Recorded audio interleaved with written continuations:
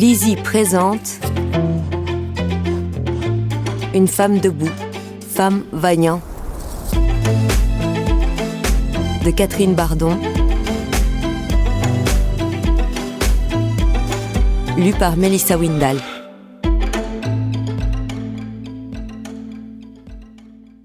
Vous ne devez jamais avoir peur de ce que vous faites quand vous faites ce qui est juste. Rosa Parks. Certains entendent les voix qui sont en eux avec une grande clarté et ils obéissent à ce qu'ils entendent. Ceux-là deviennent fous ou ils deviennent légendes. Jim Harrison, Légende d'automne. Les livres servent d'écrin aux vies. Ils les tiennent à l'écart de l'amnésie, de la violence, de la désorganisation du monde. Voilà pourquoi il est nécessaire qu'ils n'en fassent qu'à leur tête. Laurent Benegui, Retour à Cuba. Femme Vaillant. Dans la culture haïtienne, une femme vaillant, c'est une femme qui sait ce qu'elle veut. Une femme libre, indépendante, forte, courageuse, combattante, respectueuse et aimante. Première partie.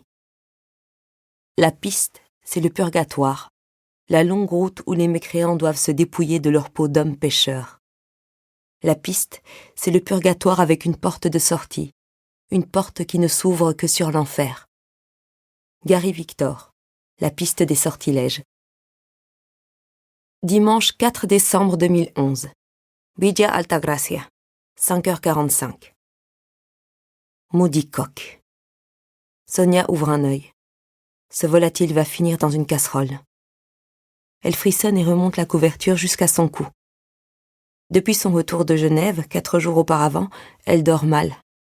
Son sommeil fragmenté, le décalage horaire et la fatigue intense qui l'a envahi lors de ses interminables réunions de travail pèsent sur ses journées.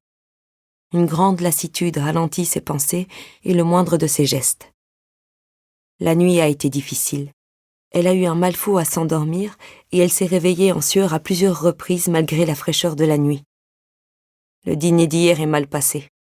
Elle n'a fait aucun excès, pourtant elle s'est sentie ballonnée, une désagréable sensation de brûlure dans l'estomac. L'inconfort l'a empêchée de se rendormir. La sérénade des grenouilles, qui d'ordinaire la berce, ne lui a été d'aucun secours. Pour se donner de l'allant, elle pense à la journée de fête qui l'attend. Décembre 1950. Marigot, Haïti. Message d'information. La rumeur enflait. Elle venait du bout du chemin, du côté de la mer. Les avant-bras plongés jusqu'au coude dans l'eau mousseuse, Maria Carmen dressa l'oreille. Interrompant sa lessive, la jeune femme se redressa. Elle leva les yeux vers le ciel. Le soleil n'avait pas encore atteint le milieu de sa course et la chaleur était déjà accablante. Elle essuya une main sur sa robe et du revers balaya la sueur qui perlait à son front. Elle jeta un coup d'œil sur son fils. La porte de la case était ouverte, une vaine tentative de créer un courant d'air. Assommé par la chaleur, le bébé s'était assoupi sur la paillasse. Une mouche butinait la commissure de ses lèvres d'où s'échappait un filet de bave. Maria Carmen entra dans la case, se pencha sur l'enfant et chassa l'insecte d'un moulinet furtif. Dehors, le bruit s'amplifiait. Elle ressortit de la masure de bois et traversa la mince bande de terre piquetée de maigres touffes d'herbes roussies qui tenaient lieu de jardin pour atteindre le chemin. Les voisins se tenaient sur le seuil de leur case, perplexes.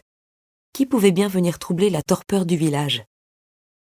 C'était une matinée ordinaire. Les pêcheurs étaient presque tous rentrés après leur nuit en mer. De loin, Maria Carmen salua le grand Samuel et son frère Jacqueline, deux bons à rien qui pêchaient de temps à autre avec leur père.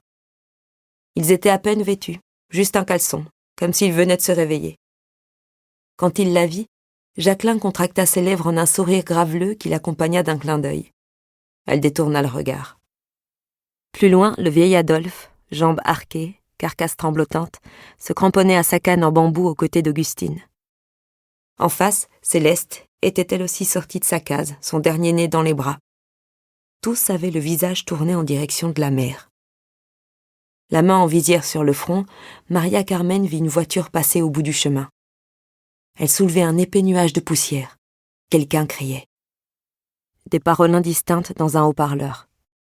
Mus par un élan collectif, comme aimantés par le véhicule qui venait de disparaître de leur champ de vision, les villageois se mirent en marche d'un pas lent.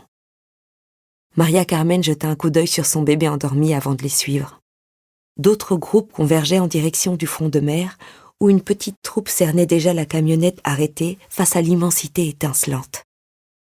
Les derniers pêcheurs s'étaient joints à eux.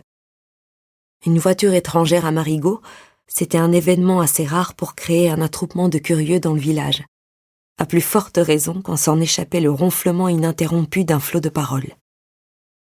En s'approchant, Maria Carmen vit qu'il y avait 2 hommes dans la camionnette. Celui qui était assis à côté du conducteur s'extirpa du véhicule.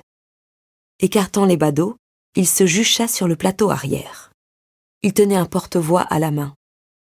Une fois debout, il porta l'engin à son visage et réentonna la litanie qu'il n'avait cessé de marteler. « Ceci est un message d'information de la présidence de la République. Les plantations de la Dominicanie recrutent des hommes et des femmes pour la saison de la canne à sucre. Si vous êtes jeune et vigoureux, si vous voulez un vrai travail, un bel avenir. » Les villageois se sentaient gonflés d'importance. On venait tout exprès de Port-au-Prince pour les informer des grandes opportunités offertes par le pays voisin. Bientôt ce serait la Zafra. Les plantations de canne dominicaine avaient besoin de leurs bras. Ils seraient transportés, logés et nourris, bien payés, et rentreraient chez eux après la récolte, les poches pleines. Les hommes déjà séduits approuvaient d'un hochement de tête. Ils ignoraient qu'en vertu d'accords bilatéraux, la République dominicaine dédommagerait Haïti pour chacune de leurs têtes.